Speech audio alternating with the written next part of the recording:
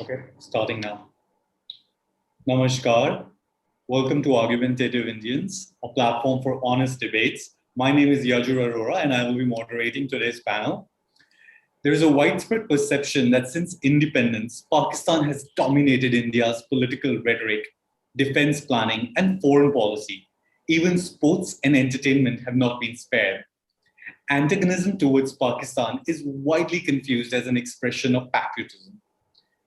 While some of this may be explained by historical and cultural factors and legitimate security concerns, it is increasingly seeming odd considering that India now has an economy that is over 10 times bigger and armed forces more than 5 times larger than Pakistan's. It is well understood in India and abroad that as India espouses to become a global power, it needs to become de-hyphenated from Pakistan. Then how does one explain its continued focus on its much smaller neighbor? We have many eminent personalities on our panel, and so among those who disagree with the premise that India is obsessed with Pakistan include Parathasarathy, who is a former diplomat and ambassador. He served as India's High Commissioner to Pakistan as well. And we have Dr. Sriram Cholia, who is a professor and dean at Jindal School of International Affairs. On the side that agrees with the premise, we have Professor Nisim Manuthakuran, expert in international relations from Dalhousie University, Canada, and we have Javed Ghaffari, who is a political analyst and journalist. We will also soon be joined by Mr. Tariq Fateh, who's a well-known journalist and author. Over to you, sir. There are many aspects to this whole debate. There are basically angles around defense, security. There is a whole angle around diplomacy, and then domestic politics and what role media and all these things play within that. So we'll take these one by one, but before we do that, I would like to invite all of you to open your to come up with your opening statement and laying out what is your view on the overall matter. So do you think this obsession is created by media and politicians to serve their own interest, or is it well justified? So we will start with Mr. Parathasarathy.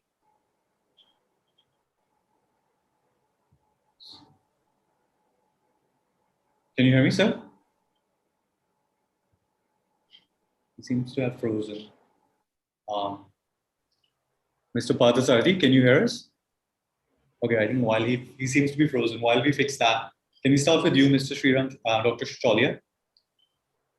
Thank you so much. Well, it's a good resolution to debate, and I think there is a change. A change has happened while we were obsessed historically because of the partition and the aftermath of the partition and the communal violence that followed it, as well as the wars over Kashmir and for Bangladesh. For a long time, yes, Pakistan did define our perspective to the region and even to the world. I mean, there was a time when people used to call themselves foreign affairs experts and only have focus only on Pakistan, on one country, as if that was all that defined our foreign affairs. But it has changed. It's changed over time. In fact, even public opinion has shifted as the geopolitical realities have changed. The rise of China has pretty much displaced Pakistan in the eyes of ordinary people as well as of our security establishment in a new direction. And in fact, there is a realization that Pakistan is not an independent power anymore now that it's been subsumed under the Chinese alliance system, so to say, to try and keep India down. In fact, after the Galwan clashes of 2020 in Ladakh, where we lost 20 soldiers, there was an opinion poll which showed for the first time quite clearly that a larger number of Indians believe that China posed a much more serious threat to India than Pakistan did. So Pakistan's weakness, its inability to do more than occasional terror attacks and its failure to try and change India's position on many issues have now becoming bare. Pakistan's economic collapse is evident after Article 370 was revoked by Prime Minister Narendra Modi. The Pakistanis, threatened fire and fury, but could not do anything, and that itself showed how important they have become. Of course, they do have the ability through asymmetric means to carry out unconventional terror attacks against India, and that remains a threat. And whenever those happen, the public gets outraged. The most recent was the Pulwama attack, which is not long ago. So yes, they have a way of forcing themselves on to our consciousness now and then. But I think if you take a strategic viewpoint, which increasingly even the ordinary public seems to be doing, we are less and less bothered by them, and I think we just want them to leave us alone, and for us to be able to compete with China and to become a major power. So I think it's a good riddance. It's an old mentality, but we are moving away from that continental mindset now. We are not looking more and more towards the land side, but moving in a new direction. Our orientation is shifting to Indo-Pacific, to maritime. Even though there is a land border dispute with China, more and more we are looking at Indo-Pacific, and we want to be defined as an Indo-Pacific power and not just as a subcontinental power. So I think our mindset has changed, and Pakistan no longer dominates our consciousness the way it used to. Thank you, sir. I'm eager to ask you a follow-up question to ask you whether it has come too late. Like, should this realization have come earlier before China became so powerful in the maritime and all? But we'll come to those things later. Let's everybody introduce their opening side. So we'll move on to Mr. Parathasarathy. Well, let me say, having lived 5.5 years in Pakistan, with either as heading a mission in Karachi or Islamabad, one has learned to understand the Pakistanis well. They have still defining their national identity, which took a hit with the formation of Bangladesh. But right now, as I see it, we are following what happened after Kargil. You had Kargil, then you had General Zia, General Musharraf making peace with us, and we came very close. I can tell you I was involved in that process, to having a framework on Jammu and Kashmir, which was premised on the belief that while borders cannot be changed, they can be made irrelevant. I see General Bajwa taking Pakistan somewhat back in the Musharraf direction, which Kayani and other service chiefs approached.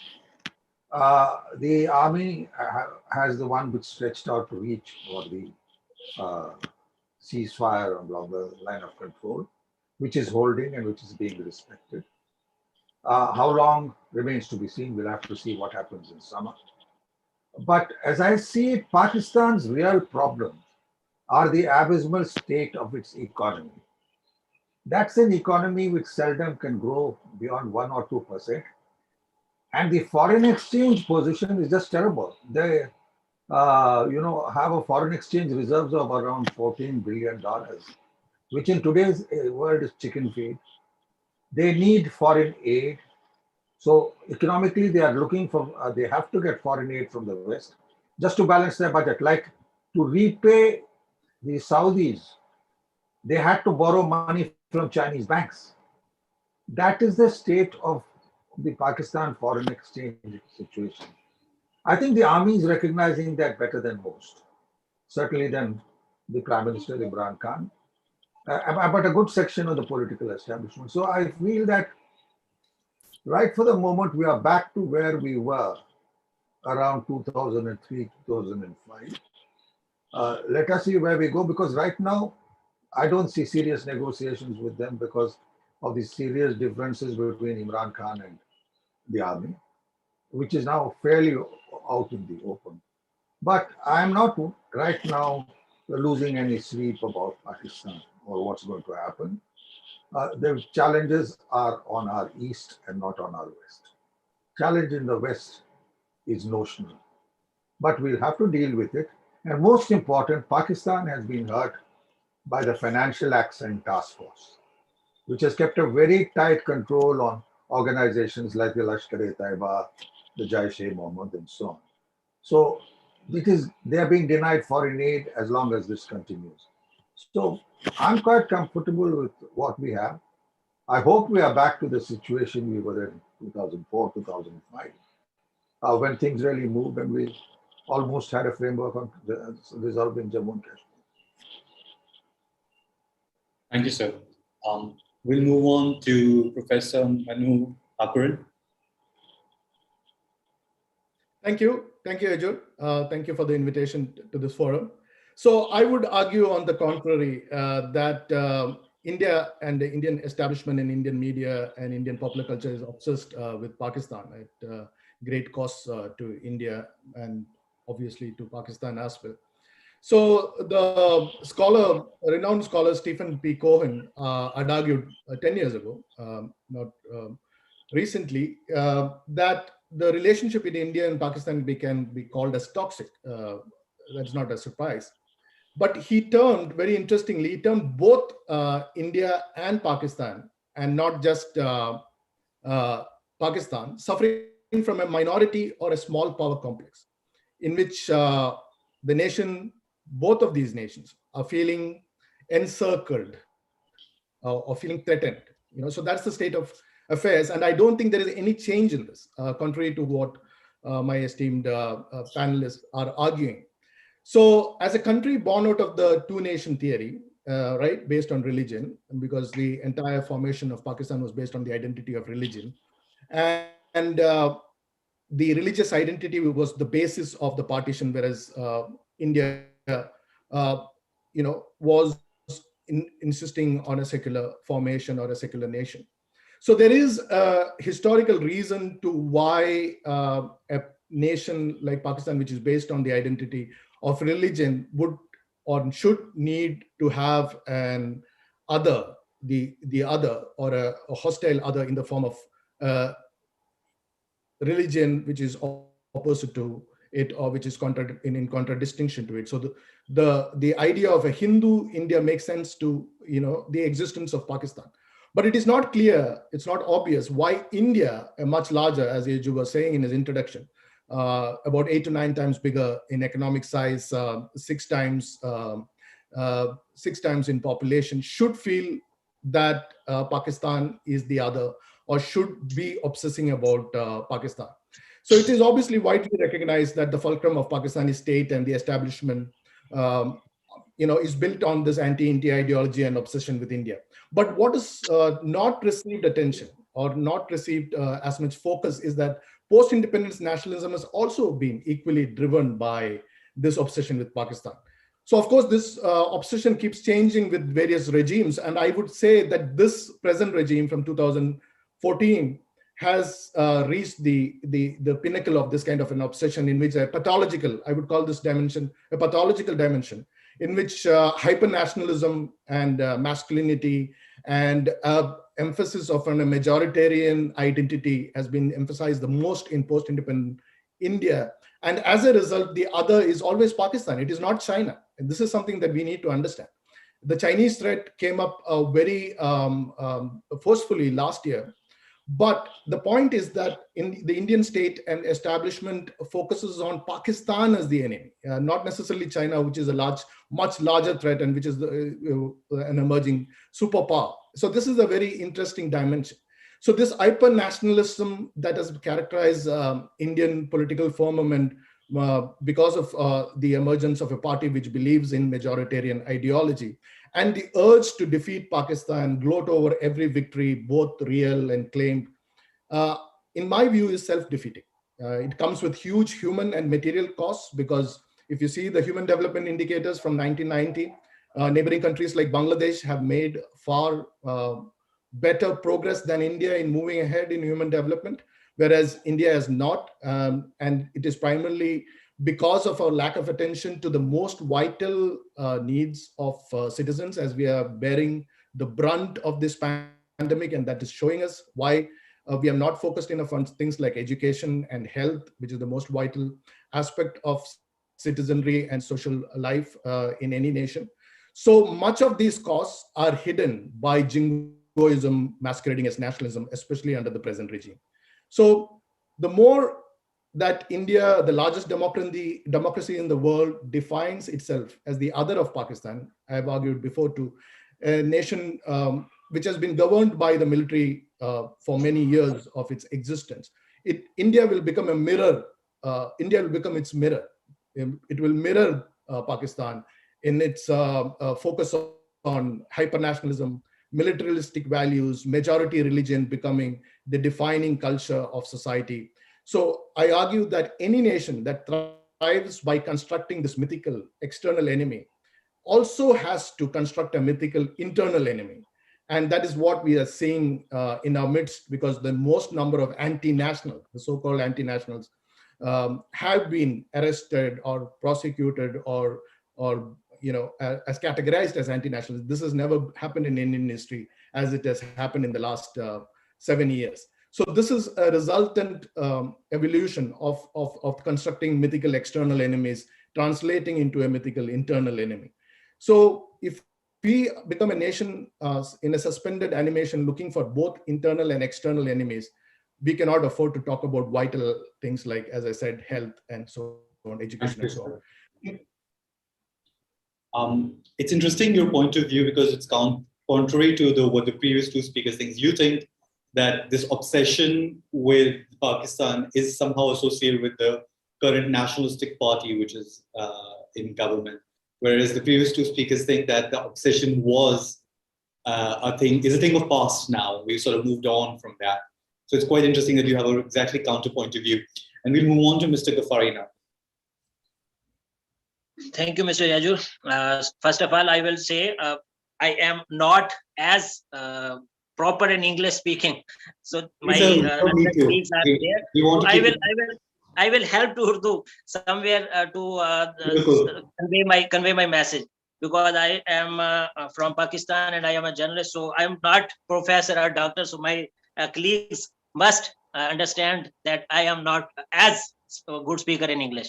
So Urdu is welcome. We love to have more Urdu on our in our debate. So thank you so much. The topic is India obsessed with Pakistan? Yes, it is. You have to go back from history. When Pakistan came into being, still today, you have so many points, steps taken in against Pakistan. First, we go in 1965, who tried to come for war, who stepped in Pakistan, who stepped in Lahore, that was India. In 1971, who broke Pakistan, that was India. Who sent so many times people type like Kulbhushan Jadhav, that was India. Who made movies, you can see Bollywood, against Pakistan, that is India. Who came into being RAW, and why RAW was came into being? To break Pakistan in 1968. 1965, India saw when they take step वो आए जंग करने के लिए, लेकिन उनको मुंह की खाना पड़ी. उसके बाद उन्होंने देखा कि कैसे हम पाकिस्तान को नुकसान पहुंचा सकते हैं. तो इसके लिए उन्होंने रॉ बनाई 1968 में. जब उन्होंने रॉ बनाई तो रॉ ने क्या किया, मुक्ति बानियों को ट्रेन किया. उसके अंदर उन्होंने अपना पूरा पावर जो है वो लगाया, अपना पूरा बजट लगाया, सिर्फ और सिर्फ किसको हेड करने के लिए. उनको पता था कि पाकिस्तान के 2 हिस्से आराम से किए जा सकते हैं. उन्होंने उसको उसी तरह 2 हिस्सों में तकसीम किया. कश्मीर के हवाले से आप देख लें, आप अपना इंडियन मीडिया देख लें, आप इंडियन आपके जो सियासतदान है उनको देख लें, तमाम ऐसे लगेगा जैसे एक बाकायदा तौर पे मुसम्मम तरीके से तैयारी करके पाकिस्तान के खिलाफ डटे हुए हैं और पाकिस्तान के खिलाफ वो स्टेप्स लेते हैं. आप अपना इलेक्शन देख लें इंडिया का, उसके अंदर जो भी स्टेटमेंट्स आएंगी वो एंटी पाकिस्तान होंगी. वो क्यों होंगी? क्योंकि उनको पता है कि वहां पर बिकता ही एंटी पाकिस्तान है. आप लोगों ने माइंड फिल कर दिए हैं लोगों के, उनको तैयार कर दिया है कि हमने पाकिस्तान के खिलाफ बोलना है, हमने पाकिस्तान के खिलाफ करना है. पाकिस्तान ही है जो हमें वो तकलीफ दे सकता है. हालांकि आप कोई एक ऐसी मिसाल देख लें जिसमें बाकायदा तौर पे किसी भी स्टेट्समैन ने बाकायदा तौर पे इंडिया के खिलाफ कोई बात की हो. आप अजीत डोभाल की आप स्टेटमेंट्स देखें, उसके अंदर आपको लगेगा कि बाकायदा तौर पे वो पाकिस्तान के खिलाफ ही जहर उगलते हैं. आप नरेंद्र मोदी को देख लें, आप उसकी तमाम पॉलिसीज आप देख लें जितनी भी हैं, उसके अंदर हमारे प्राइम मिनिस्टर जो इस वक्त सिटिंग प्राइम मिनिस्टर, उन्होंने कहा था पाकिस्तान की तरफ से कि अगर नरेंद्र मोदी एक स्टेप उठाएंगे तो मैं 2 स्टेप उठाऊंगा। उसके बाद आप क्या देखते हैं, नरेंद्र मोदी अपनी उस ढिठाई की तरफ लगे हुए हैं और डटे हुए हैं अपनी उस बात के ऊपर कि हमने पाकिस्तान से ताल्लुक नहीं अच्छे रखने। पाकिस्तान से ताल्लुक ना अच्छा रखना किसके लिए फायदेमंद हो सकता है? सिर्फ और सिर्फ इंडियन सियासतदानों के लिए, नेशन के लिए नहीं। नेशन की तो आप प्रॉब्लम देखते ही नहीं है। इंडिया के अंदर अवाम के मसाइल को तो कह लें कि खातिर में ही नहीं लाया जाता।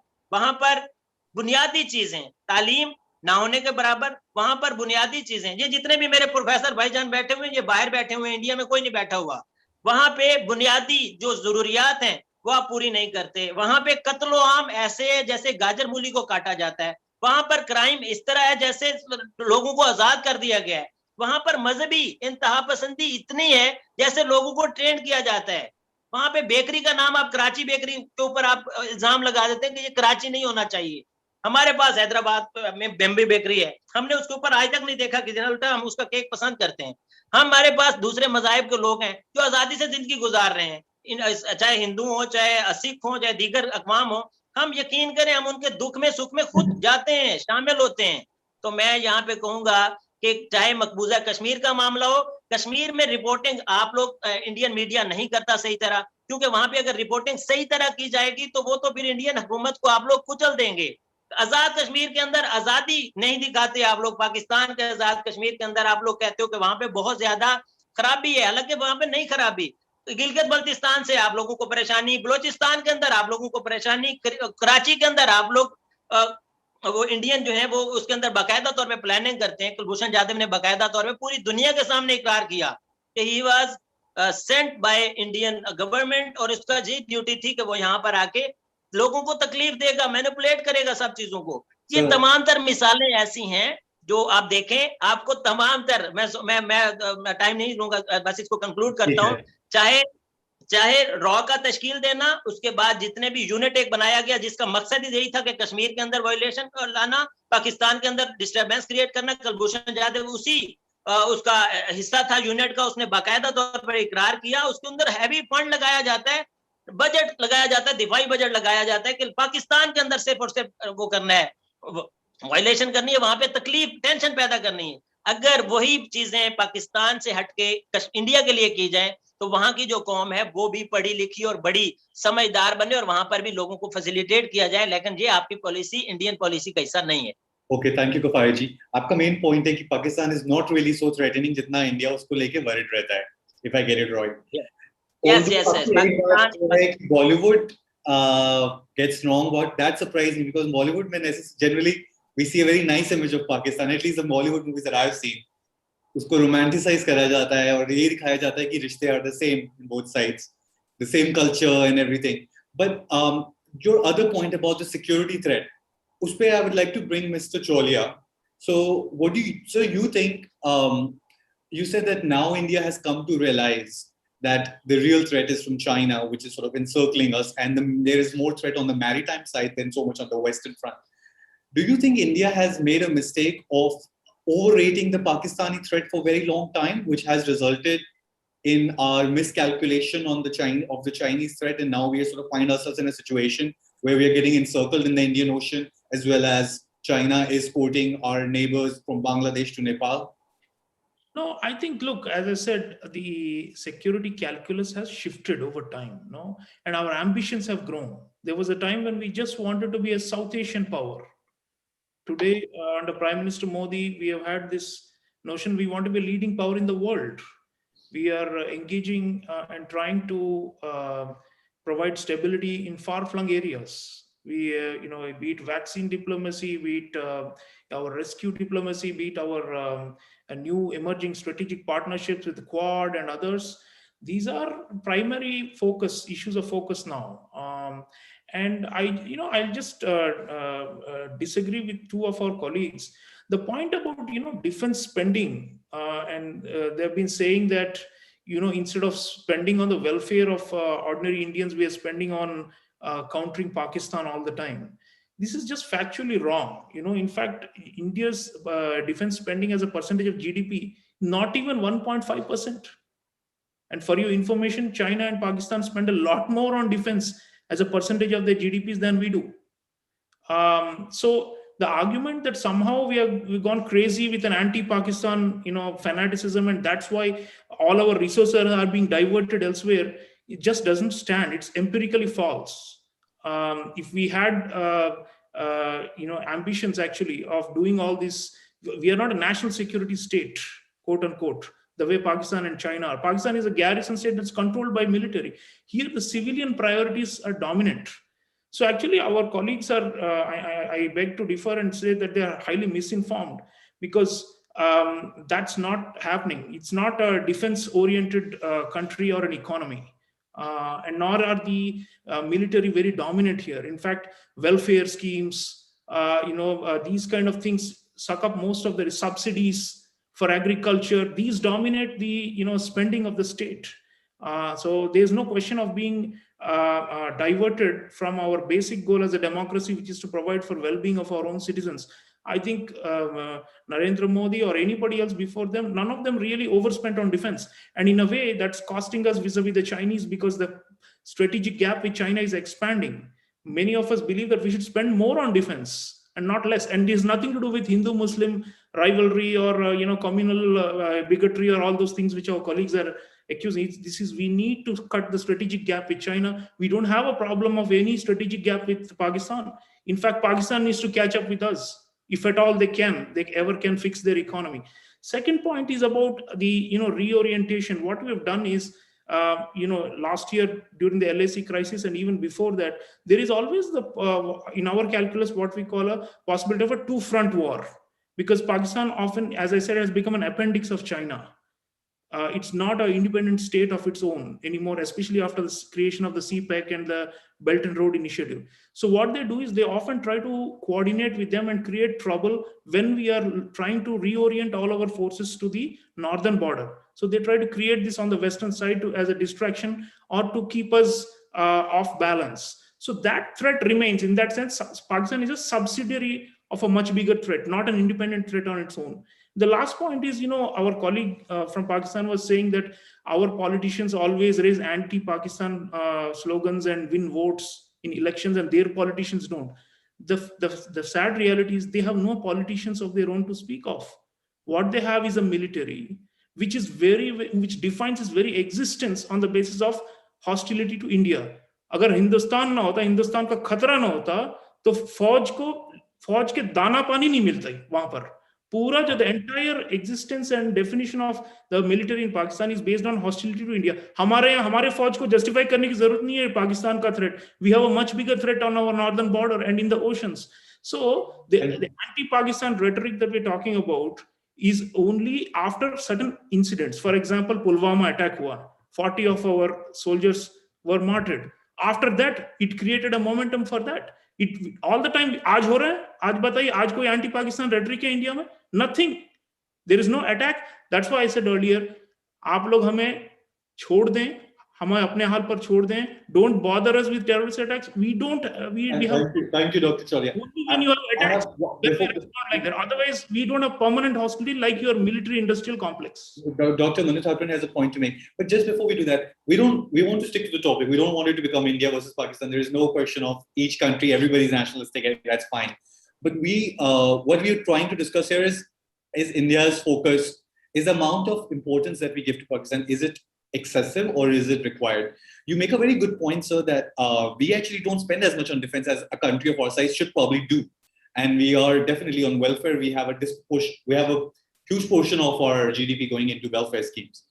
But my question would be, the defense spending that we do you think there has been much overemphasis on Pakistan threat in that defense spending, as in like our Navy is clearly not as far ahead as our armed forces, land armed forces. But we'll come to that. Before that, I wanted to bring in Dr. Manitharan. Yes, sir. Right, thanks. No, I would like to counter Sriram's point that, but first of all, I didn't say that India is overspending on military, and that is why it's, I did not say that. I did not say that it is because of that India's health and education indicators are suffering.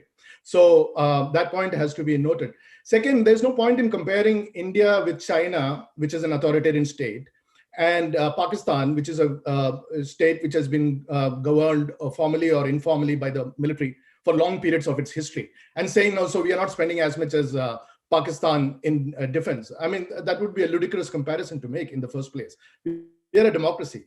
India is a democracy, it's the largest democracy in the world, and it's the oldest democracy in the third world. So there's no point in comparing, saying, no, we are not spending as much as China. So that point is ruled out. My point was not that we are spending all our resources on military and that is why we are not doing well. My point is about the obsession with India in the establishment and popular culture discourse.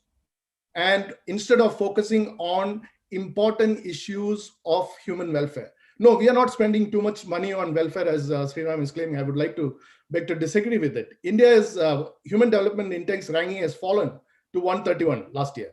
So it's not going up, it fell by one place. 131 out of 190 odd countries is not spending huge amount of money on welfare. And sure, it has been the case since the beginning. It's not a product of the present government or regime.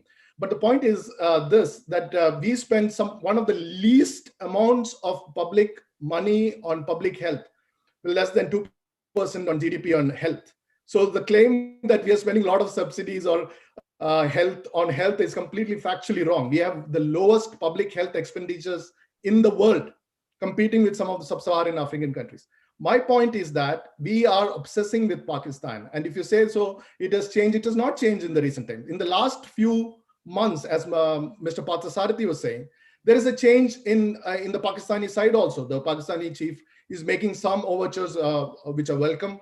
And the ceasefire, there are certain elements going into a declaration of some kind of a ceasefire on the border. That's happening. But an entire election of 2019 was won on Pakistan. You can look at CSDS surveys, Lokniti surveys, the impact of the Balakot campaign on changing people's preferences.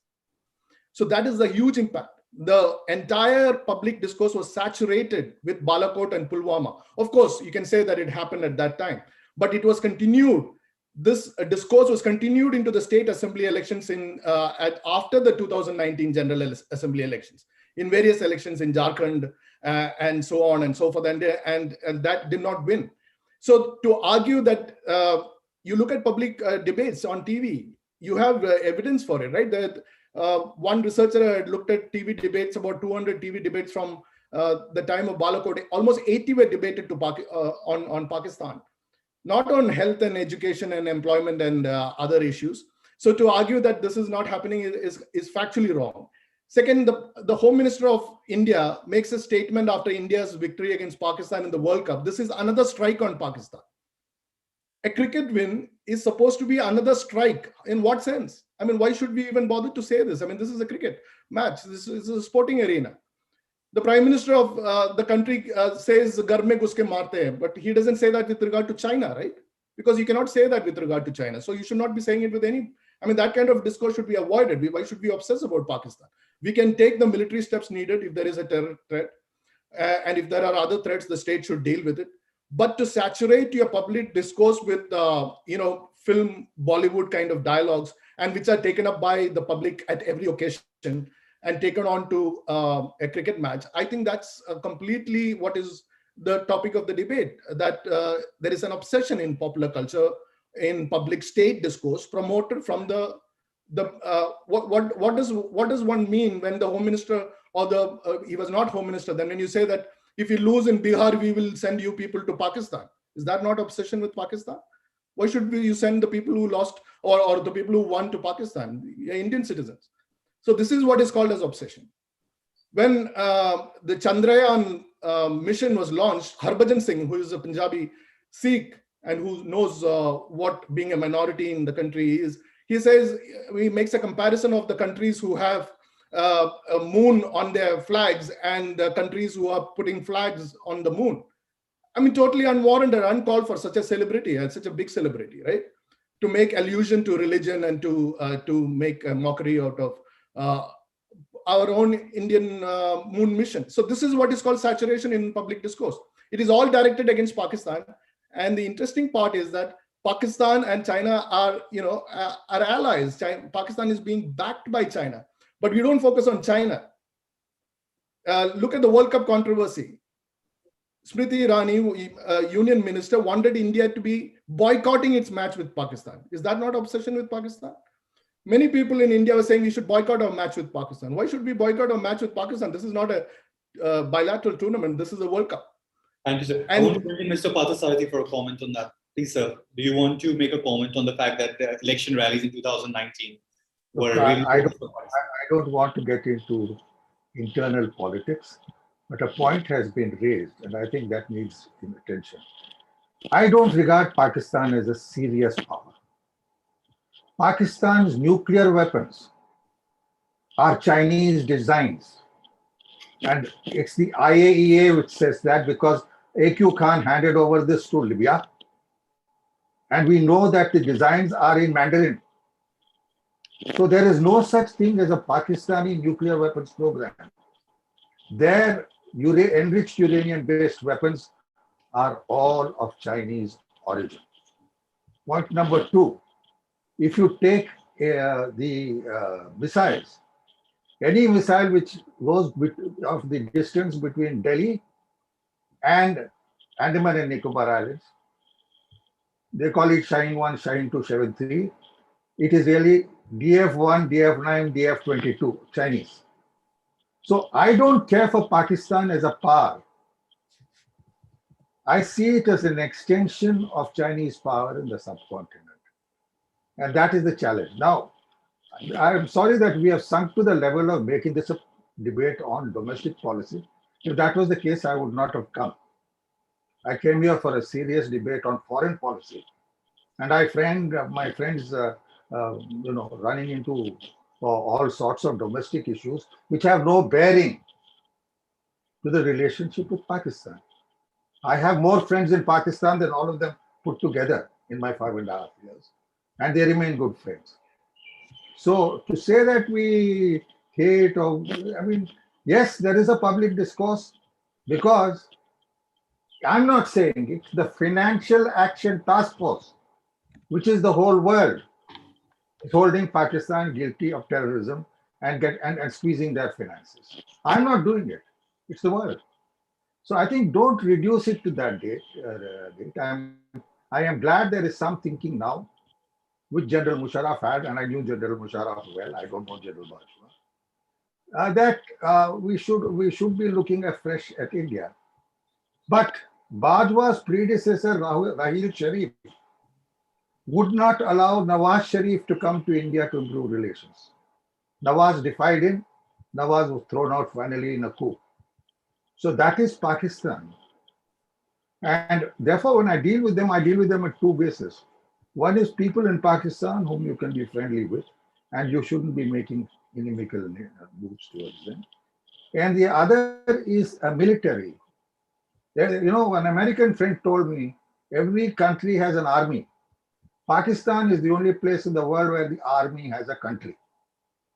I think, rather than getting into cheap shots at the BJP or Congress, I mean, let's keep this debate at a serious level. Some of them have reduced this to a joke. And China remains, I agree with everybody here, I think the basic challenge which we have to meet. We have to improve the rate of growth. At a certain point in time, we were proceeding at 7 or 8% rate of growth. We should get back to that. But let us not make this into, I am liberal, someone else is conservative. This is ridiculous. And for people who have been Indians to say that, makes a mockery of their own country. I don't discuss this. I've told you, I have been inside Pakistan when I was in the Indian Army in Sialkot. I don't talk about that. That's over. Wars are not talked about in that manner. So we have to talk peace. And I am glad that there is all that I'm saying is that I sense a change like I saw with General Musharraf after 2000 and after Kargil and after the coup. That was when things changed, and there's a time for everything. But don't make this sort of ridiculous, the level of the debate had come so low. Sir, and not every Pakistani is an enemy. They still correspond with me. All of us who have been diplomats there All of us, even our military fellows, the military attaches, some of whom are 3-star generals, have friends in Pakistan.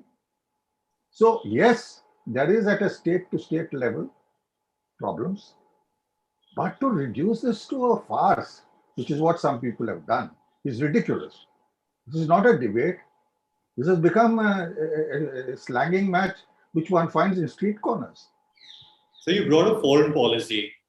Do you think that, do you agree that like India has laid too much focus on Pakistan in its foreign policy?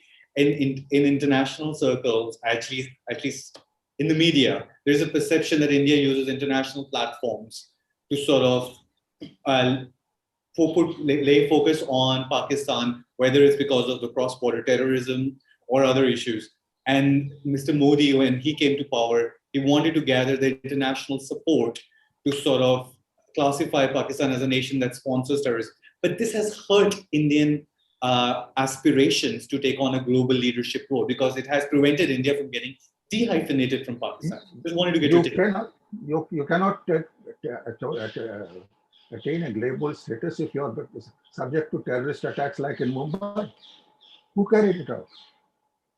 It was General Kayani, I know him, who was responsible for the military, and it was the Lashkar-e-Taiba. I'm not saying that. International panels and courts in America are saying that.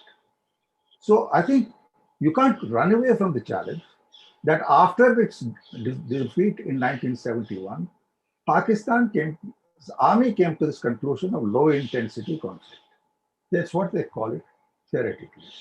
Now you have to answer that domestically, politically, and internationally. Internationally, which has worked. Pakistan today, as I said, has to borrow money from Chinese banks to repay the Saudis. That's the state of their economy. So let's keep our economy going. That's a separate issue. It is a challenge, but let us not make that challenge communal. That's wrong. And we'll deal with it. I've dealt with them through wars. 1965 in Sialkot, Kargil. I was in Islamabad. I had good Pakistani friends then. I have them now. So don't come to these debates, I tell people, with your domestic political agenda. These are serious issues. And I must tell you that on dealing with Pakistan and China, there is a national consensus. I was Rajiv Gandhi's spokesman, and I couldn't see any difference in his thinking. Maybe in articulation, yes. But in thinking, it was no different from Mr. Vajpayee or Mr. Modi. Today, the same initiatives which Mr. Vajpayee took are being taken by Mr. Modi. Let us see if it goes ahead. There seems to be a good relationship with the Pakistan military. Let us see if it goes ahead. But they're jumping around with slogans. It's ridiculous. No, we agree with you, but that is the observation. I think that's what Mr. Manu Thakran said, that this sloganeering around Pakistan. But you're right, that's domestic politics. We want to focus on foreign policy. And I want to get into the views of Professor Manu Thakran and Sriram Trolia, and as well as Mr. Ghaffari on the foreign policy aspect. But I have to make an observation before I do that. China also has a lot of problems on their borders, and they have issues around Tibet, Xinjiang, Taiwan. We don't see them taking their issues to international platforms and using their UN speeches and other international opportunities they get to talk about their own domestic issues with other countries, be it with Vietnam, Japan, etc., etc. India tends to do that. Like if India wants to be a global player, why doesn't India not take a broader view and just, because this sort of puts India and Pakistan to creates a perception of India and Pakistan just being squabbling neighbors, as opposed to one being an aspiring global power and the other being a struggling but emerging market.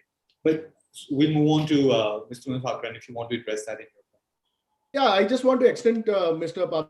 Parathasarathy's point. I'm trying to say the same thing, that politicians or people holding responsible positions of the government in the country should not make this into a cheap slanging match of bringing Pakistan into every election rally, winning votes on the basis of that. That's what I'm precisely trying to say. Every threat faced from any country, not just Pakistan, should be dealt with like every state does. But when it becomes a part of political discourse to the extent that we are not able to think beyond it, then it is becoming seriously problematic. Military solution or any other solution, that's a part of the state mandate, right? But it's not become a part of every conversation, saturation of every conversation with that point, especially by high functionaries of the state. And that is seriously detrimental because it does not allow, as Mr. Parathasarathy is saying, for example, we don't focus on the fact that, that there is a need for engagement with the people of Pakistan, and that we reduce everything in Pakistan to the military, whereas this has to be separated. And this is a product of the belief, and it's not just me, but like many other scholars and Stephen Cohen and so on, and have argued, it is reducing everything to the military state, whereas we're not looking at the people, the kind of ties that exist between the people, the kind of popular culture products that have been part and parcel of both the cultures, and so on and so forth. Instead, if you the belief comes from the argument that we can militarily defeat Pakistan, and this is the thing that goes on to the entire discourse. Instead, we have to focus only on one thing. How do we normalize our relationship with Pakistan, even if we have to go the extra mile, because it is beneficial to India. The current trade between India and Pakistan is at is less than $3 billion. It's just unbelievable.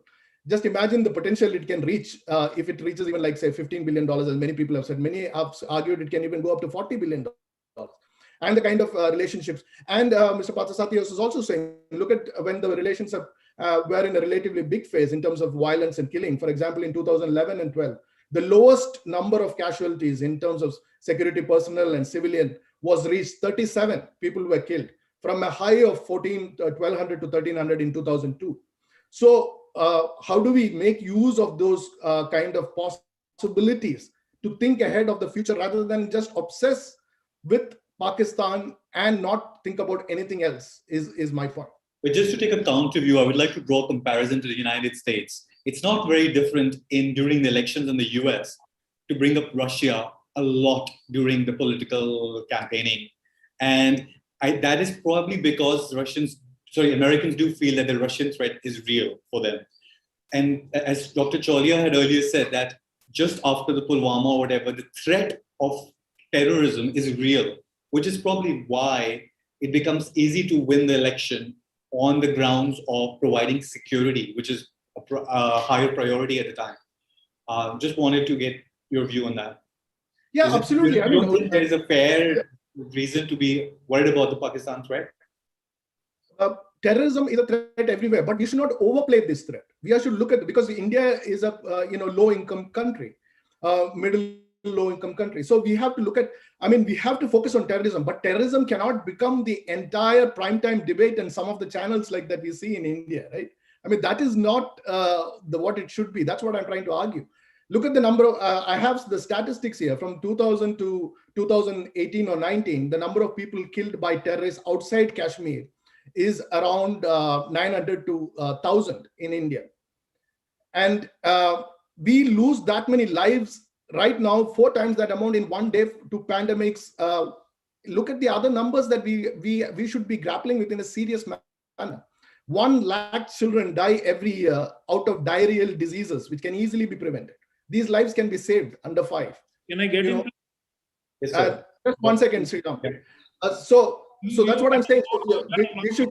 One second. So we should be focused on terrorism, but it can't become our disproportionate focus, right? That's what I'm trying to say. We can't be only focused on terrorism. There are so many other things. So we focus on terrorism without making it the only issue.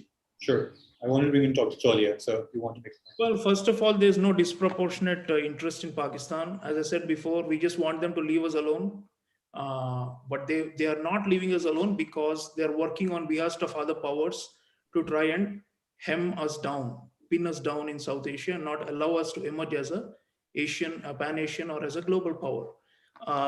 The points, some of the points are just factually flawed and actually lack historical basis.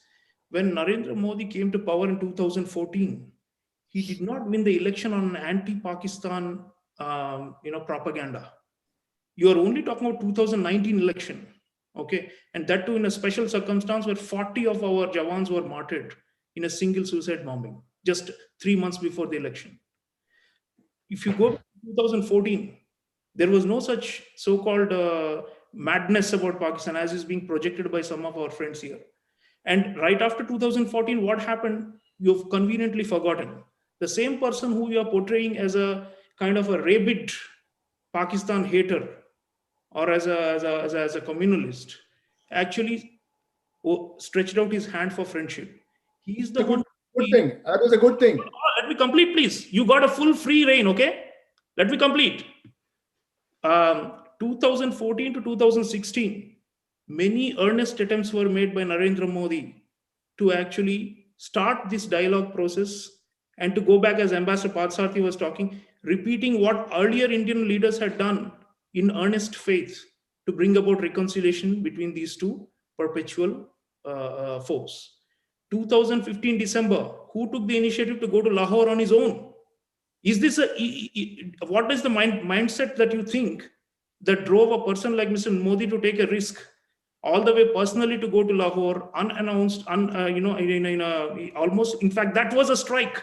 That was a diplomatic strike intended to show our best intentions. And what happened within few weeks of his visit? Then history repeated itself.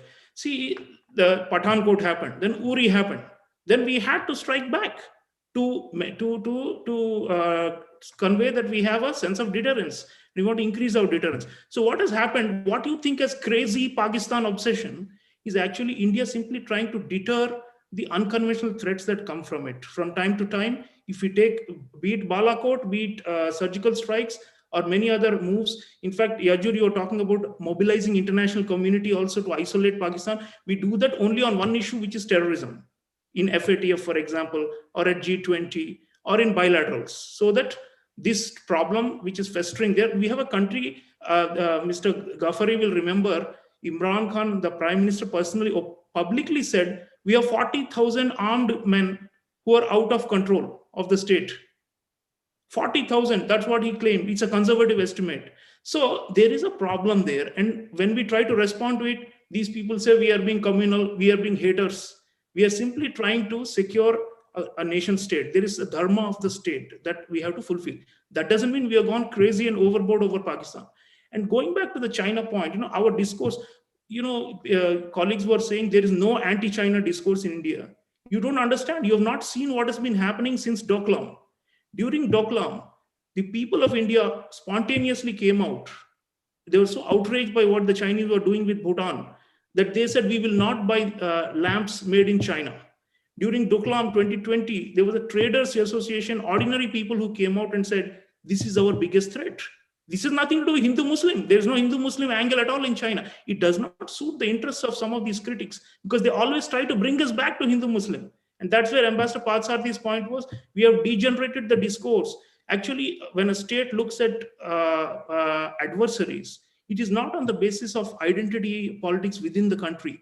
These associations are made by, the critics and who want to paint an image of domestic factors overriding international ones. In fact, Narendra Modi is the person who is now the flag bearer of the anti-expansionist agenda of China. Vistarvad, he has been raising this much more than any other power in the region or beyond, barring the Americans who are far away and who can take a risk of, day in and out bashing the Chinese. No other country in the region, not even Japan, for example, or even Australia to an extent has now come forward and is challenging the Chinese. India is challenging it. So you don't see that because your mind is so obsessed with the Hindu-Muslim questions and with, Harbhajan Singh and with primetime. How many primetime debates have happened on China? Have you ever done a count? They actually exceed what we have. Do you know right now, we have no problem with Pakistan because they have not attacked us lately and there has been no major incident. All we are focusing on is fighting the coronavirus at home and pointing out the fact that China is responsible for the spread of this global carnage in the form of the pandemic. And we should go to the origins and investigate China's responsibility for this. We are not going after Pakistan as if, we are obsessed. No, I think it's just a figment of imagination. Pakistan does come into our consciousness when there are attacks, when they bother us. When they don't, we just are happy to be left alone because we don't see any reason except to, the cultural ties of course remain. There are, relatives on both sides, and we have commonalities. That's all great. But as far as, the state to state ties go and official relations go, there's nothing happening, and we are okay with it as long as they don't bother us. So, it's a negative factor. So that's rather than something that we have to earnestly try. Mr. Modi tried earnestly, and that has to be put on record, because the deniers are not realizing they're conveniently omitting some elements of recent history and harping on only some elements. And this is actually a disservice, because our leaders have tried. But on the other hand, you have a garrison state. On the other hand, you have a state, as Ambassador Parathasarathy was saying, which is in the hands of the military, and which justifies its own budgets and its own defense industrial complex with hostility to India. We don't need any such justification. Frankly, we don't define ourselves as the other of Pakistan, and that is long, long past. And by the way, there's a geographical element also.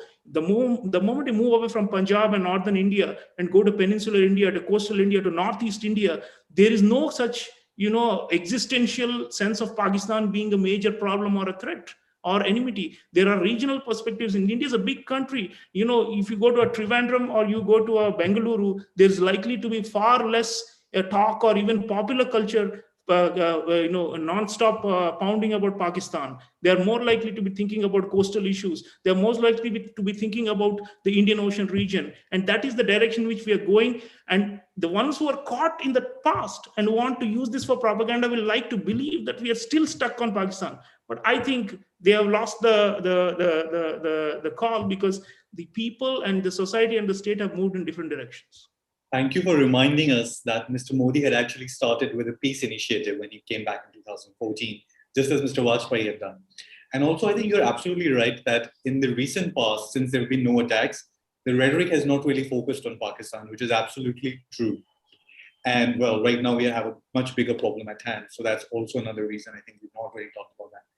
But and actually also another interesting point you mentioned, the difference between South and North, which is quite prevalent. It's only in the northern belt and around Punjab and all that we see so much of rhetoric, whereas down south, they don't really that doesn't really resonate very well, the whole Pakistan rhetoric. But I would like to point out that it's nothing about BJP or anything, but we do see incidents. For example, you look at the whole issue around not having Pakistani actors in Bollywood, for example, and that was more driven by Shiv Sena in Maharashtra. Or you have the whole issue around not going to a cricket match with Pakistan. We don't normally see that sort of thing with China at this stage, that we're not going to go to play against them in the Olympics or whatever. So there is definitely some of that. But I would like to bring in Mr. Ghaffari in case he'd like to comment on this, and then we'll go on to.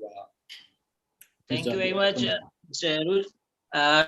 Doctor Chauliya साहब ने बहुत अच्छा बोला, और इनकी मेहरबानी है कि ये इस बात को इन्होंने रिमाइंड करवाया कि अमन है बॉर्डर के ऊपर. तो ये काश ये भी बता देते कि बॉर्डर पे अमन क्यों है. बॉर्डर में अमन ड्यू टू पाकिस्तान है. पाकिस्तान के प्राइम मिनिस्टर एक पढ़े लिखे सुलझे हुए अमन की बात समझने वाले और अमन की बात करने वाले, जैसे डॉक्टर चौलिया ने उनका वो बात याद करवाई कि पाकिस्तान के अंदर अनकंट्रोल्ड पीपल हैं. तो क्या इंडिया में अनकंट्रोल्ड पीपल नहीं है? आपकी तरफ कोई इस बात को मानता नहीं है. Prime minister of Pakistan is a very intelligent person. वो मानते हैं, वो कहीं पे भी किसी भी फोरम पे सच को मानते हैं और बोलने की जुर्रत रखते हैं. आपकी तरफ ना ही ऊपर और ना ही नीचे कोई भी एडवाइजर तक सच नहीं बोलते. Make it about India, Pakistan. We want to focus like we're not saying कि India is better or Pakistan is bad. We're not doing that at all. नहीं, मैं डॉक्टर चौलिया साहब की जवाब का सिर्फ मुझे देने दें, उसके बाद मैं आपकी बात को बिल्कुल करूंगा. डॉक्टर चौलिया साहब ने बिल्कुल जबरदस्त बात की कि पाकिस्तान इसके बॉर्डर के ऊपर अमन है. मैं सिर्फ याद करवाना चाहता हूं कि अमन कब हुआ, जब पाकिस्तान ने इनिशिएटिव लिया. पाकिस्तान ने बाकायदा तौर पे बैठकर उनके पैगाम भी भेजा, खत भी लिखा वजीर आज़म पाकिस्तान ने, और हमारे आर्मी चीफ ने उन्होंने स्टेटमेंट दी. आपको याद होगा पहले इसमें वजीर आज़म पाकिस्तान ने स्टेटमेंट दी, उसके बाद आर्मी चीफ ने स्टेटमेंट दी. दोनों ने कहा कि भाई हम अमन चाहते हैं, आप मेहरबानी करें, क्योंकि पूरी दुनिया के अंदर इस वक्त एक बीमारी जो है उसने हमला किया हुआ है, तो हम नहीं चाहते कि हमारे बॉर्डर से हम लड़ते रहे और हम उस बीमारी से ना लड़ पाए और दोनों कौम को परेशानी होगी। पाकिस्तान ने हेल्प भी करना चाहिए और पाकिस्तान ने मदद के लिए भी कहा कि नरेंद्र मोदी को या उनको भारत को किसी तरह की हेल्प चाहिए तो हम उसके लिए भी तैयार बैठे हुए, तो इसको पॉजिटिव लेना चाहिए। बाकी मैं हमारे जो फॉर्मर डिप्लोमेट बैठे पाकिस्तान में आए, हम इनकी मेहमान नवाजी की हम लोगों ने, लेकिन ये काश कोई तो 3 खूबियां भी बता देते। क्यों नेगेटिव सिर्फ बताते हैं कि पाकिस्तान की सिर्फ नेगेटिव पॉलिसी है, पाकिस्तान के अपना कुछ भी नहीं है, सारा कुछ चाइना ने दिया हुआ है, तो फिर तो बात ही खत्म होगी। फिर तो हम हमारा वजीर आजम भी चीनी होना चाहिए था, हमारा सदर भी चीनी होना चाहिए था, हमारा मिलिट्री चीफ भी चीनी होना चाहिए था।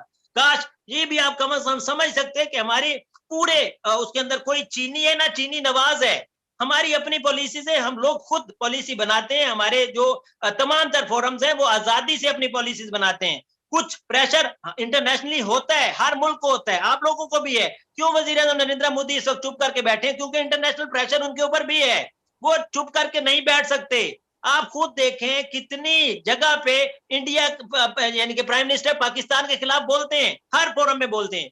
पाकिस्तान अगर बोलता है तो वो कश्मीरियों के हक में बोलता है, पाकिस्तान अगर बोलता है तो अमन के लिए बोलता है, पाकिस्तान अगर बोलता है तो अच्छा, अगर पाकिस्तान और इंडिया के अंदर रिलेशन अच्छा होगा तो सबसे ज्यादा फायदा तो इंडिया को होगा। लेकिन कौन करेगा ये फायदा? क्योंकि जो काबिल होगा, जो समझदार होगा, जो समझता होगा पॉलिसीज को, वो करेगा। इंडिया अगर पाकिस्तान के साथ बॉर्डर के ऊपर अच्छा है तो पाकिस्तान के अंदर से तजारत नहीं करेगा। अफगानिस्तान में आपने जाना है तो भी आपको पाकिस्तान चाहिए, आपने कहीं और जाना है तो भी पाकिस्तान जरूरी है। अमन दोनों तरफों से ही हो सकता है, वेल नोटेड। अमन दोनों तरफों से हो सकता है। बाकी डॉक्टर चौलिया साहब ने जितनी तारीफ कर दी, अगर नरेंद्र मोदी सुन ले तो डॉक्टर चौलिया को एक तो अपना मुशीर भी बना ले और दूसरे नंबर पे रोना शुरू कर दें कि मैं इतना अच्छा हूं कि डॉक्टर चौलिया मेरे बारे में इतने जानते हैं जितना मैं खुद नहीं जानता। मैंने आज तक इतनी अच्छी पॉलिसीज नहीं बनाई जितनी डॉक्टर चौलिया ने इनकी तारीफें कर दी है। यकीन करें इनको मुशीर भी बना लेंगे और रोना शुरू कर देंगे कि मैं तो इतना काबिल हूँ जितना नरेंद्र मोदी को डॉक्टर चौलिया ने बयान किया है। मैं इनको दाद देता हूँ कि माशाल्लाह किसी को भी ये वाकई प्रोफेसर है, ये किसी को भी अच्छा पेश करने के लिए किसी हद तक भी जा सकते हैं। हालांकि डॉक्टर नरेंद्र मोदी को पूरी दुनिया में कातिल आजम कहा जाए तो ये गलत नहीं होगा, लेकिन डॉक्टर चौलिया ने उनको ऐसा बनाया कि ह्यूमन राइट्स के बाबा ही वही हैं और वो सारी की सारी जितने भी इंडिया के अंदर बेहतरी है उसके सिर्फ और सिर्फ नरेंद्र मोदी अलंबरदार है। तो मैं कहता हूं कि ये क्लिप आप डॉक्टर नरेंद्र मोदी तक जरूर बताएं ताकि डॉक्टर चौलिया को वो अपना मुशीर भी बना रहे और पूरी दुनिया के अंदर जितना ये अच्छा उनके लिए बोल सकते हैं, इतना अच्छा शायद कोई इंडियन बैठा हुआ जो वहां के उनका अपना मुशीर होगा वो भी नहीं बोल पाएगा। जी Arun ji I think we don't want to make, हमें इसको इमरान खान और नरेंद्र मोदी के बीच में नहीं बनाना, डिबेट को वहीं रखने जाए है। But we are also running out of time, we are past 1 hour, so I would like to actually start wrapping up. So we'll start with Sir Parathasarathy sir. So if you could summarize your view after hearing both sides of the arguments and just a short concluding statement. Look, I think one point we have to bear in mind that when you have a situation like this, people should be very careful of what they say. I think right now, Pakistan, despite what my Pakistan friend would say, Imran Khan is no friend of India. In 1982, when the Indian cricket team led by Sunil Gavaskar was there, and Imran took a couple of wickets, he was asked, "You bowl with a lot of fire against India." You know what he said? "When I play cricket against India, I do not treat it as a game. I think of Kashmir and treat it as a jihad." This was Imran Khan in 1982. After he joined this party, which was formed by General Hamid Bull, who was a DGISI and not by him, things have moved in that direction. All I'm saying is that right now, I don't believe Imran Khan has done it, but General Bajwa has created circumstances for talks. And the talks are going on. So let's not, people sitting in Canada, United States, and elsewhere should learn a bit more before they talk rubbish. The back channel has been on for the last couple of months. That is what has brought this thing down. And we will proceed in that direction. As I said, I have seen everybody from Indira Gandhi to Mr. Narendra Modi take over. Indira Gandhi, after Bangladesh, sought and got the Simla Agreement. So I think let's, every Indian ruler has his priorities or her priorities. And I don't like this classification, which people with domestic political access to grind come and mutter here. Let's stick to India-Pakistan. I think I basically agree that people-to-people contacts between India and Pakistan should improve. They were good. I think every prime minister has wanted it. Let us have peace on the borders. I think we are having it. And then we look ahead. But harping back on the fact and sitting in the United States and pretending to be a great liberal and coming here and denigrating his own country, I see too many Indians in America do that. And I think they should ponder over that matter a bit. So we have our problems. We have our good relations with the US. We have good relations we'll have a dialogue with China. We'll have a dialogue with Pakistan. But differences remain. Ambitions remain. There are territorial ambitions that China has. There are territorial ambitions that Pakistan has. We have to deal with it. There's no need of getting hysterical. But I think we are dealing with it. And when I said what I said about Pakistan's nuclear weapons program being Chinese, that is not me. That is the Federation of American Nuclear Scientists who said. And the Americans know pretty well. Every year I've been going for a track tour with them. And so let's keep this discussion serious. And to my Pakistani friend, I will say, yes, we need to have much greater exchanges. We can do it, what you call as the mahal. Then the mahal behtar banta hai, when it becomes better. So we'll work for that. But let us, but problems remain and they will remain. I mean, look at the American obsession. Today they're coming running to us because of China. It was Richard Nixon and Henry Kissinger who went and made love to Mao Zedong. What the hell are they talking about to us? So you move to a developed country, don't denigrate your own country. So that's what I tell my classmates, some of them who are in America. And I think we will manage Pakistan, we will manage China. And I sincerely hope, the pandemic brings us together. Like the whole world should come together. And I'm happy China is making supplies when we can't to our neighbors. And by the time of next year, I'm certain we'll be doing the same. Thank you, sir, for bringing those mature and balanced concluding remarks. We'll move on to Dr. Manu Thakaran. I would, Professor Manu Thakaran, probably no need to make a comment. I think this is the probably fourth time in this debate when people have said that Indians living in the US or UK have a very distant view and they may not think. But there's two views to it, right? That either they've become detached to what the realities are in India and they're just too distant. Or there is that they've taken a bigger picture view that they are looking at what's happening in the US, drawing comparisons.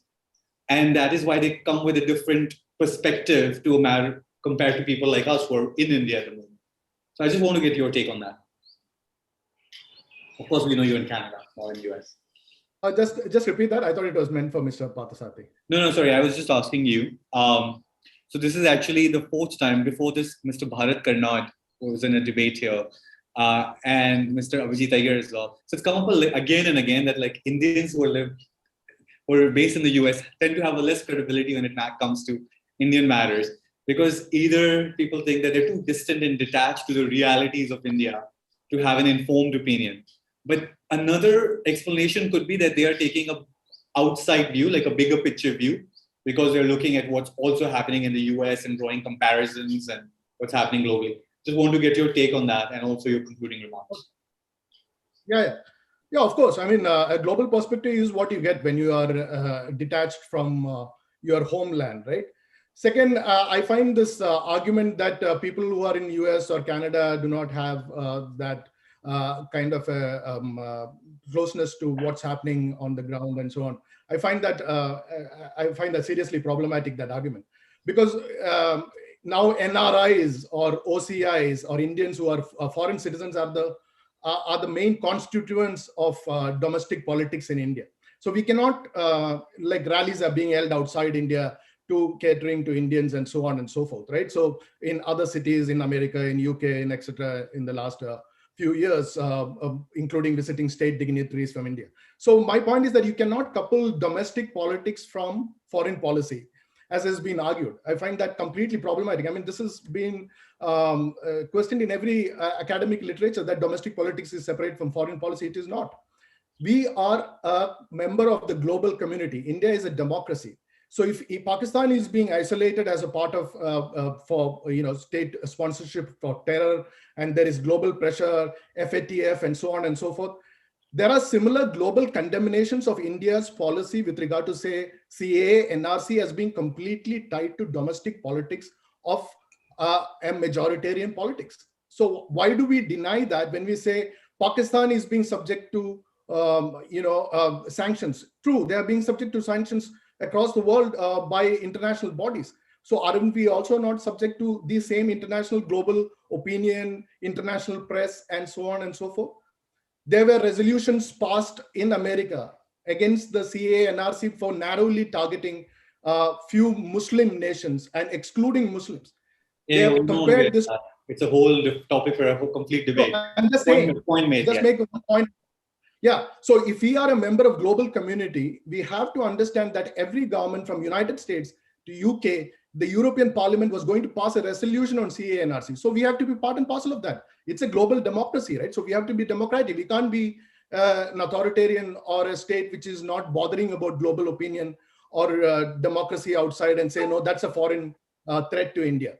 So if you want to resolve the question of internal matters, I would just like to counter on that. For example, the attacks on Asians in the US going on right now. Indian Parliament doesn't pass resolutions on that. We don't decide that. That's a different argument than whether we should. But at the moment, we respect it. We are a signatory to the Human Rights Convention of 1948, the United Nations. We are not bothered only about human rights of Indians.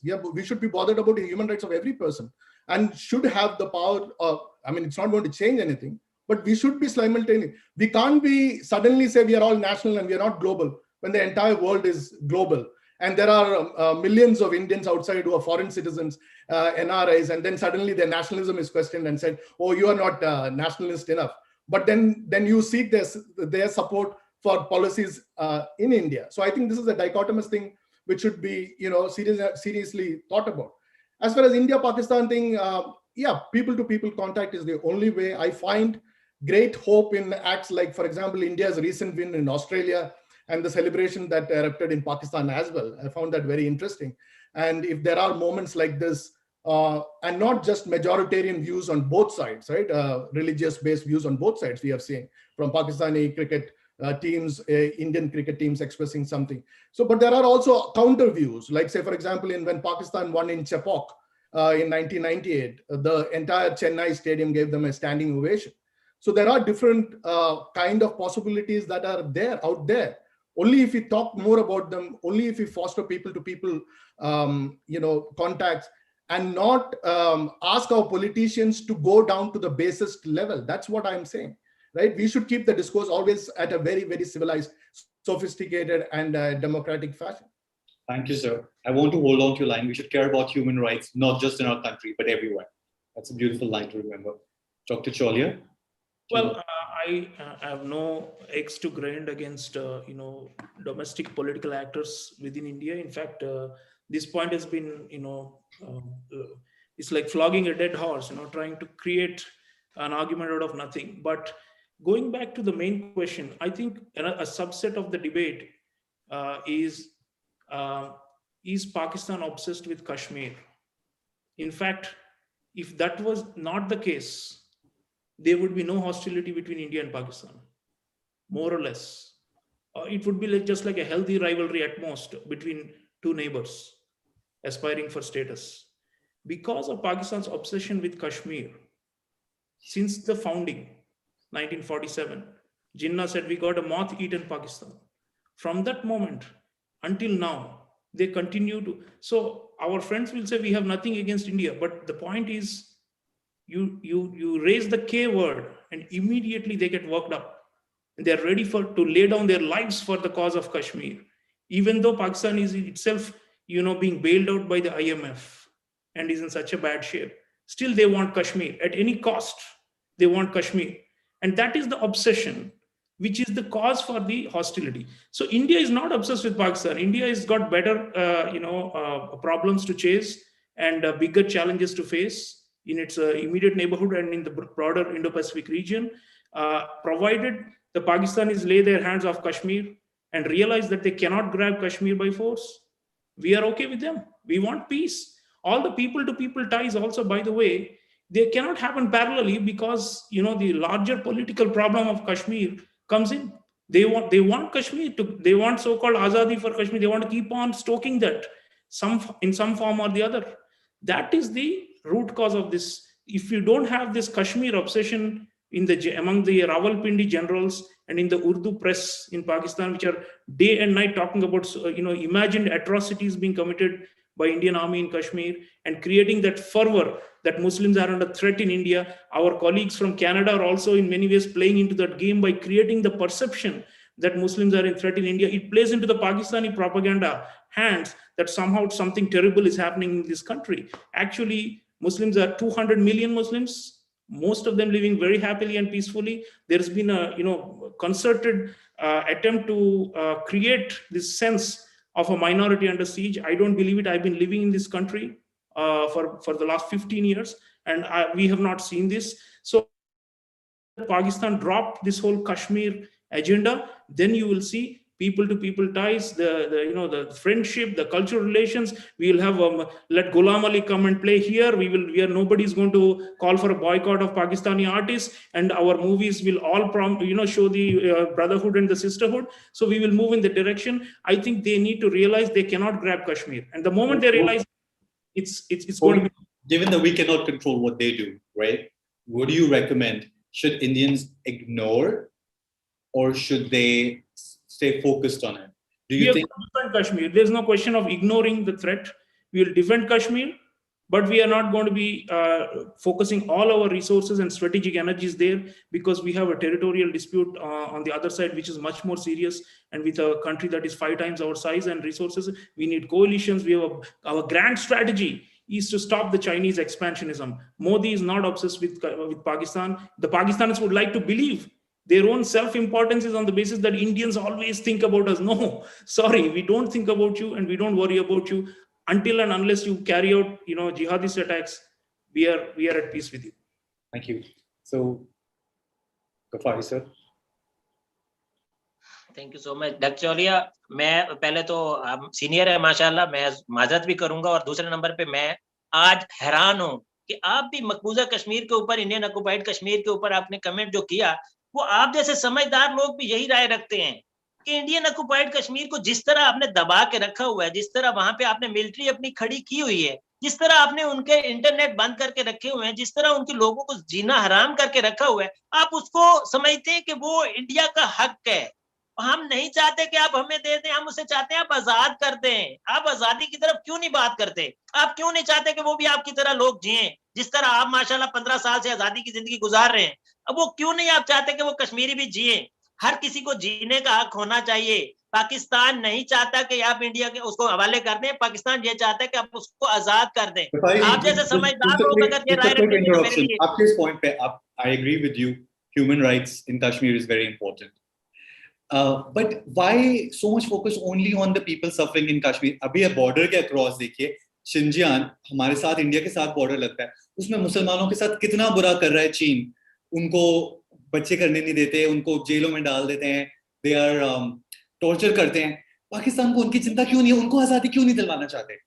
बिल्कुल चिंता है। मैं तो फलस्तीनियों की भी इस वक्त चिंता है। आप लोग इस वक्त भी इसराइल को साथ दे रहे हैं, इंडियन इस वक्त भी इसराइल का साथ दे रहे हैं। आपने खुद देखा कि रात गए 27वीं की रात को, जो कि हमारे लिए बड़ी मुतबर्रिक रात होती है, उस दिन उन्होंने हमला किया। आप उस वक्त भी, आपसे तो मैं तो कहता हूँ इंडिया से मियां खलीफा ज्यादा अच्छी है, जिसको इंसानियत का तो ख्याल है। वो कम से कम वो इससे आप लोग इंसानियत के हवाले से अच्छा सोचती है। कम से कम आप ये तो ख्याल कर ले। मैं कहता हूँ चीन के अंदर अगर तसादम हो रहा है, चीन के अंदर अगर मुसलमानों के साथ तशद्दुद हो रहा है, चीन के साथ अगर, क्योंकि हम लोग वहां पे मैं जर्नलिस्ट हूँ, मैं रिपोर्टिंग करता हूँ, मैं इंटरनेशनली देखता हूँ, सिर्फ और सिर्फ इंडिया क्यों ये बात करता है? हमें कोई बात वहां पे, हमारे पाकिस्तानी वहां पर बहुत सारे रहते हैं, वहां पे वो ये बात हम तक क्यों नहीं पहुंचाते? जिस दिन हमें ये बाकायदा तौर पे हमें वहां से पता चलेगा कि वहां पर मजालिम हो रहे हैं पाकिस्तान उसके साथ मुसलमानों का, हम वहां पर भी आवाज उठाएंगे। हम तो यहाँ पे जो इंडिया की बेटी को लुटती है, अल्लाह माफ करे, कोई एक लुटती है तो हम सारा मीडिया उसके खिलाफ बोलते हैं कि ये नहीं होना चाहिए, चाहे कहीं पे भी हो, हिंदू हो सिख हो, हम सबको वो करते हैं। तो मुसलमान, हम इंसानियत के हवाले से तो सोचे ना, इंसानियत का दर्स आप लोग पूरी दुनिया को देते हो। आप कहते हो पाकिस्तान इंडिया दुनिया की बड़ी जमहूरियत है, उसको ये नजर नहीं आता कि वहां पर कश्मीरी जितने रह रहे हैं वो भी जमहूर हैं, वो भी अवाम है, उनको भी राइट्स मिलने चाहिए, उनको भी बाकायदा जो आप लोगों को आजादी चाहिए वो उनको भी मिलनी चाहिए। हम तो सिर्फ यही चाहते हैं। आजाद कश्मीर में अगर आप मुआवजा करें तो यकीन करें, मैं 3 दफा जा चुका हूँ, मीरपुर में गया हूँ, मैं उधर मुख्तलिफ एरियाज में आजाद कश्मीर में गया हूँ, वहां पर आजाद रह रहे हैं, मैं कसम खा के कह सकता हूँ। आप वहां पे विजिट करें, सफारतकार जाते हैं हमारे, वो पूरी दुनिया के जो सफारतकार हमारे पास रहते थे हर साल वहां पे जाते हैं, विजिट करें, यकीन करें वो पाकिस्तान आर्मी के हक में, पाकिस्तान की उसके हक में है कि पाकिस्तान को यहाँ पे जिस तरह उन्होंने लिबरल आजादी रखी हुई है, आप यकीन करें इस तरह मकबूजा कश्मीर में दे दें। मेरा नहीं ख्याल कि मैं कम से कम मैं जो थोड़ी बहुत रखता हूँ समझ बूझ, मैं इंडिया के खिलाफ बोलूंगा, मैं कहूंगा कि यार उन्होंने आजादी दे दी है, आप क्यों नहीं इसके ऊपर बात करते? आप क्या डॉक्टर चौलिया, क्या आप मकबूजा कश्मीर में जा सकते हैं? आप यकीन करें नहीं जा सकते। मैं शर्तिया कहता हूँ, आप जब कहेंगे आजाद कश्मीर में, आपको भी शायद मैं दावत के लिए वो कर दूं, मैं कोई इंतजाम कर दूं, मैं जा सकता हूँ, लेकिन आप अपने उसके अंदर इंडियन ऑक्युपाइड कश्मीर के अंदर नहीं जा सकते। नहीं जा नहीं सकते। मैं कश्मीर गया हूँ, मैं अभी पिछले कुछ महीने पहले गया था कश्मीर, 3 साल पहले गया था कश्मीर, इसलिए there is points on all sides, but I'm glad that everybody values human rights, whether it's in Palestine, whether it's in China, India, Pakistan, everywhere. So I'm glad that we all agree on that human rights should be guarded everywhere. So that's a good way to conclude. I would like to correct you on one thing. India does not side with Israel versus Palestine. We support the cause of Palestine. India has always supported the cause of Palestine. But we'd like to conclude now. We've gone way over time. Thank you to all the panelists. The goal of Argumentative Indians is not to settle any issue or to win, make any side win. It's more to bring in great perspectives, insights, and the ultimate goal is to make people who are watching this, for them to become more well-informed. So thanks to all of you for bringing in your views and insights. It was a pleasure to have you on our platform. Thank you very much. Thank you. Thank you. Thank you.